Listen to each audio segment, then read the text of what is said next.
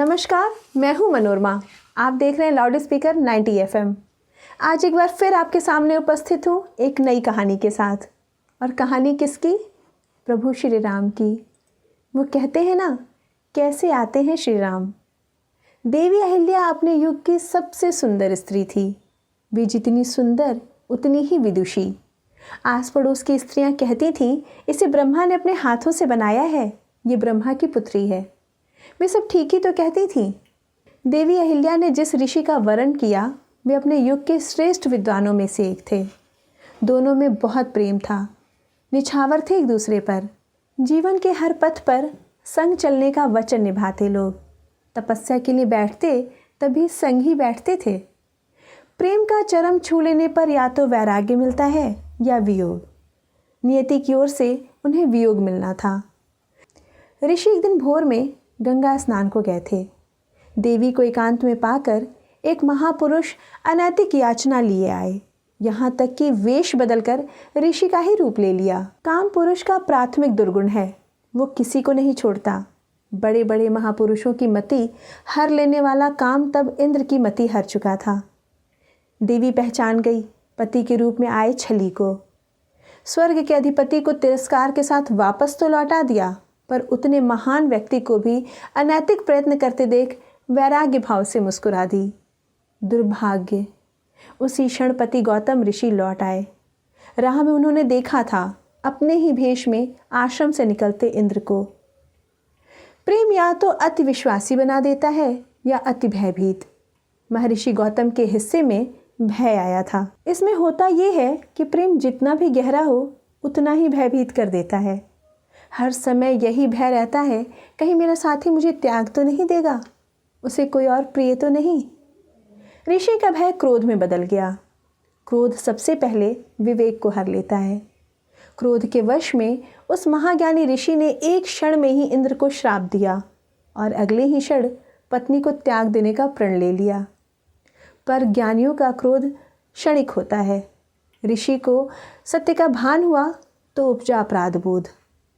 पत्नी से क्षमा याचना की, पर पत्नी के साथ अन्यायपूर्ण व्यवहार के लिए स्वयं को भी तो दंडित करना था ना।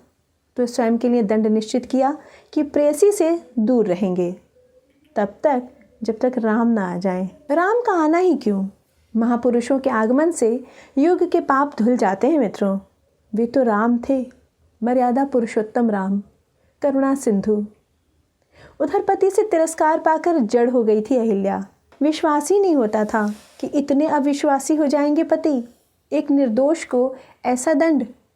एकाएक जैसे पत्थर सी हो गई। दोनों के तप का स्वरूप बदल गया। ऋषि अपने आश्रम को छोड़कर सुदूर वन में तप करके प्रायश्चित कर रहे थे और पत्नी उसी आश्रम में एकांतवास कर अपने प्रेम का साथ निभा रही थी। दोनों की साझी प्रार्थना बस इतनी ही थी कि राम आए। राम आए कि उनके आने से मुक्त हो जाएं हम। उनका रोम रोम राम के लिए रो रहा था। जाने कितने बरस बीत गए, जाने कितने युग बीत गए। राम को ढूंढते ढूंढते गौतम और अहिल्या वृद्ध हो गए थे। और एक दिन उन दो राजकुमारों को लेकर अनायास ही उस परितज्ञ कुटिया की ओर मुड़ गए थे महर्षि विश्वामित्र। जैसे कह रहे हो, मुक्त हो देवी, तुम्हारी तपस्या अंततः खींच लाई उस युग पुरुष को। राम यूं ही नहीं आते मित्रों। उनके पीछे किसी अहिल्या, किसी शबरी, किसी गौतम की लंबी तपस्या होती है। आज पुनः युगों की प्रतीक्षा के बाद 22 जनवरी को मर्यादा पुरुषोत्तम श्री राम का अयोध्या आगमन हो रहा है। हम भारतवासी धन्य हो गए। जय सिया राम। तो दोस्तों, ये थी आज की कहानी प्रभु श्री राम पे। प्रभु श्री राम किसी एक कारण से अवतरित नहीं होते। उनके आने के पीछे होती है हजार वजहें, हजार कारण, हजार लोगों की प्रतीक्षा, अनवरत प्रतीक्षा जो वो बरसों करते हैं।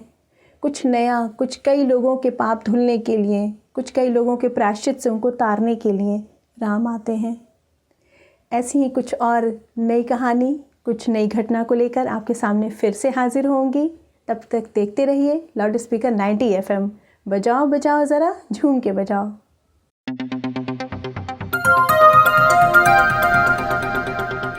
बजाओ जरा झूम के बजाओ, बजाओ बजाओ जरा झूम के बजाओ।